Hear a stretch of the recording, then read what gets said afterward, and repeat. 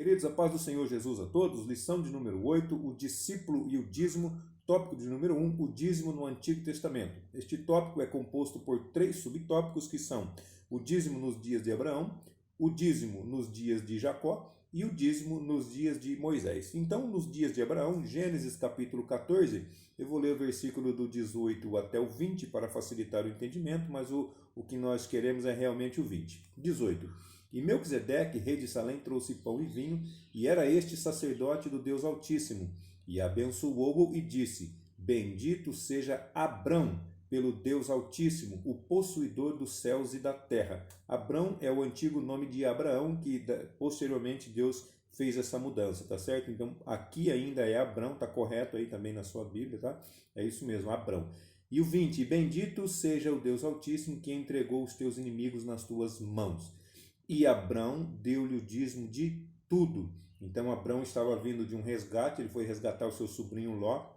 Então, nessa guerra, Abrão saiu vitorioso e Melquisedeque veio de encontro a ele com pão e com vinho e abençoou Abrão, e Abrão deu a ele o dízimo, tá certo? Então, lá em Hebreus, capítulo 7, vai confirmar o que nós estamos dizendo, versículo 4. Considerai, pois, quão grande era este, a quem até o patriarca Abraão deu os dízimos dos despojos, tá certo? Então, a Melquisedeque era considerado tão grande, olha só, considerai, pois, quão grande era este, era tão grande que Abraão deu o dízimo para ele. Então, sem discrepância, sem contradição nenhuma, está aqui no versículo 7, Hebreus 7, 7. Ora, sem contradição alguma, o menor é abençoado pelo maior. Então, o menor sendo Abraão, o maior sendo Melquisedeque. Melquisedeque sendo maior, abençoou Abraão sendo menor. Então, o maior abençoou o menor. O menor dá o dízimo para o maior. Tá certo? Então, Abraão deu o dízimo para Melquisedeque. Melquisedeque abençoou Abraão. Tá correto? E o que mais? Levítico, capítulo de número 27, versículo 30 até o final, até o 34. Mas diz assim: também todas as dízimas do campo, da semente do campo, do fruto das árvores são do Senhor, santas são ao Senhor. Porém, se alguém das suas dízimas resgatar alguma coisa, acrescentará a sua quinta parte sobre ela, a quinta parte que fala de 20%. Eu faço a minha colheita e eu separo a parte do Senhor. E eu falo, não, eu não vou entregar essa parte para o Senhor, eu vou resgatá-la, eu decido resgatá-la. O que eu faço?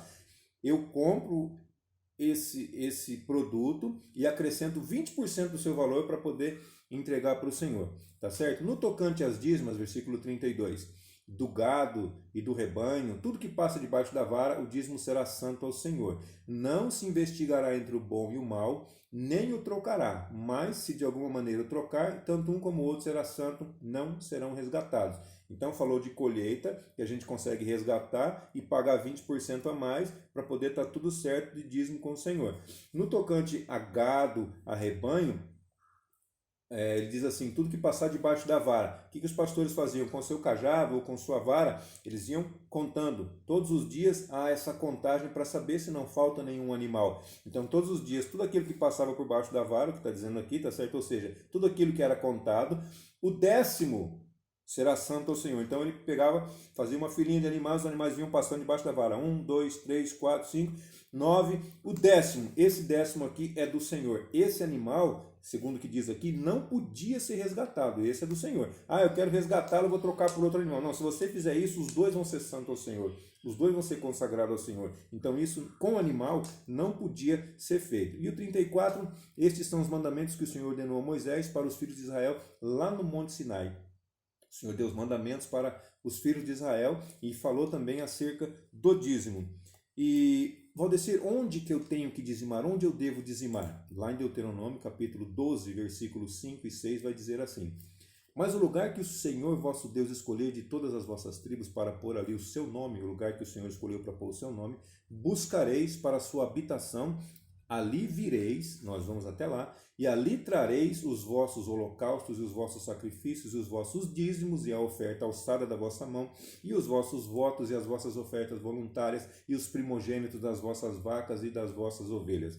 tá certo? Então, onde que eu tenho que dizimar? A resposta está aí, no lugar onde eu congrego, no lugar onde eu cultuo a Deus, tá certo? Esse é o lugar que eu preciso dizimar. O segundo tópico, nos dias de Jacó. Nos dias de Jacó, nós já falamos na introdução, Gênesis 28, do versículo 18 até o 22, que ele faz um voto, ele faz um acordo, ele faz um acerto, ele faz um pacto com Deus, tá certo? Então eu gostaria de citar aqui Gênesis 26 e 12, que vai falar do pai dele, Isaac, porque os patriarcas são Abraão, Isaac e Jacó. Nós já acabamos de falar de Abraão, na aula anterior falamos de Jacó, e agora eu quero falar rapidinho sobre Isaac, porque havia fome na terra, e aqui em Gênesis 26, 12, vai dizer assim: e semeou Isaac naquela mesma terra e colheu naquele mesmo ano 100 medidas, porque o Senhor o abençoava. Veja bem, então Isaac, por ser dizimista, o Senhor o abençoava. Então, onde ele ia, ele era amigo da terra. Plantar e colher no mesmo ano, normalmente se planta e se colhe no ano seguinte. Não, ele colheu 100 medidas. 100 é a totalidade. Porque lá em Mateus vai falar sobre 30, 60 e 100. A medida, e Isaac colheu 100, então ele colheu o máximo, ele colheu tudo. Por quê? Porque o Senhor era com ele, o Senhor abençoava. Então, mesmo havendo fome na terra, ele saiu, foi para a terra de Gerar, e mesmo havendo fome na terra, ele plantou e conseguiu colher. Por quê? Porque Deus era com ele, porque Deus o abençoava. E nos dias de Moisés, em Deuteronômio 26, versículos 1 até o 15. Eu vou ler aqui só o versículo 13, porque vai falar de primícias, vai falar de altar, vai falar de reverência, vai falar de alegria, vai falar de gratidão, tudo nesse contexto aqui de Deuteronômio 26, tá bom? Mas eu peguei o versículo 13 só para falar assim: e dirás perante o Senhor teu Deus, tirei da minha casa as coisas consagradas e as dei ao levita, e assim por diante. O versículo continua, só queria parar aqui. Tirei da minha casa as coisas consagradas. Você vai entender pelo contexto que ele está falando sobre o dízimo. O dízimo ele é consagrado ao Senhor, ou seja, o dízimo não nos pertence. O que eu recebo, a 10ª parte do que eu recebo, não me pertence. Então eu tenho que dar a quem de direito, eu tenho que levar até a casa do Senhor e entregar. Valdecir, eu posso dar meu dízimo para uma instituição de caridade, para uma pessoa que está precisando, comprar em cesta básica? Não, negativo, porque ele não nos pertence. Se ele não nos pertence, nós não temos direito de administrar. Nós temos que entregar para quem de direito, para fazer administração conforme o necessário, conforme exigido pela lei de Deus. Mas aí também você pode se perguntar, mas como eu vou saber se o meu dízimo está sendo usado da maneira correta? Meu irmão, cada um vai dar conta de si. Está em Romanos capítulo 14, versículo 12, vai dizer assim: cada um de nós dará conta de si mesmo a Deus. Então a nossa parte tem que ser feita. Se a outra parte está sendo feita errada, cada um vai dar conta de Deus por si só. Eu não tenho como salvar você e você não tem como me salvar. Eu tenho como falar e ensinar, mas eu não tenho como fazer com que você obedeça, com que você faça. Então o que nós temos que fazer é obedecer. Como a Bíblia mesmo diz, obedecer é melhor do que sacrificar. Deus abençoe a todos. Até a nossa próxima aula, se assim Deus nos permitir.